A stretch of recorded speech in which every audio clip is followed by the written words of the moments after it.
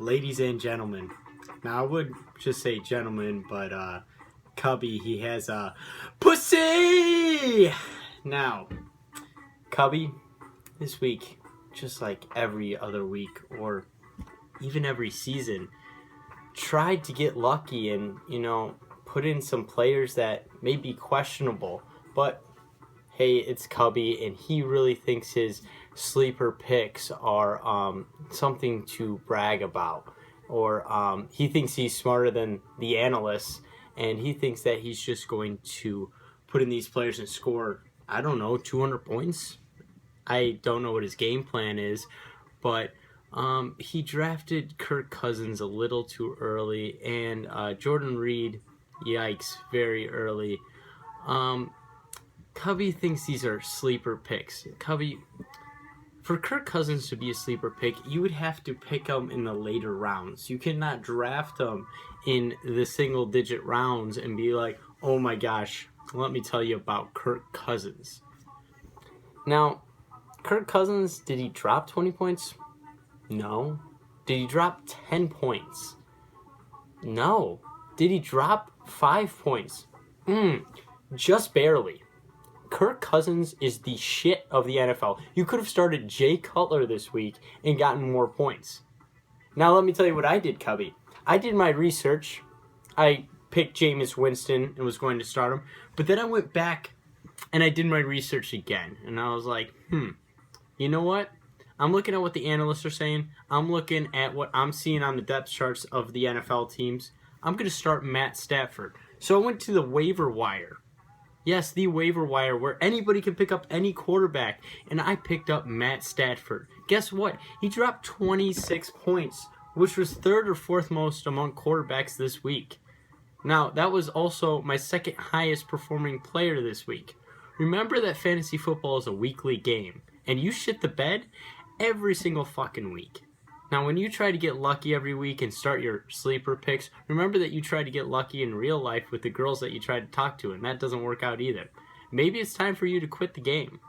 Now, there's this new thing that I want to do this week that I'll continue to do every week. It's kind of like the weekly review. It's going to be takeaways from whatever week it is. Now, this week I have 5 takeaways from week 1. The first one being, the champ goes down, a.k.a. Drew Michael, but so does Keenan Allen. Now, Jay Kerr has Keenan Allen, and I think Jay Kerr will be fine considering Larry Fitzgerald is still on his bench, and Larry Fitzgerald put up a great week.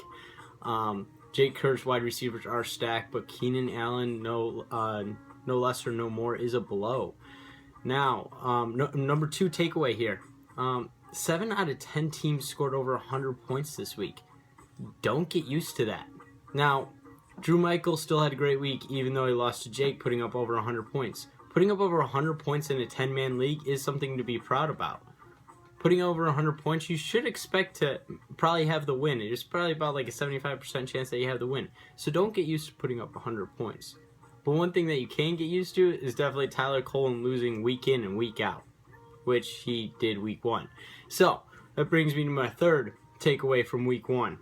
The Ross and Smith rivalry got the best of Ross this week. Now, AP shat the bed. Now, it's not time to freak out about AP or anything because he's just at a slow start. He'll get into his mojo later. AP's the freaking man.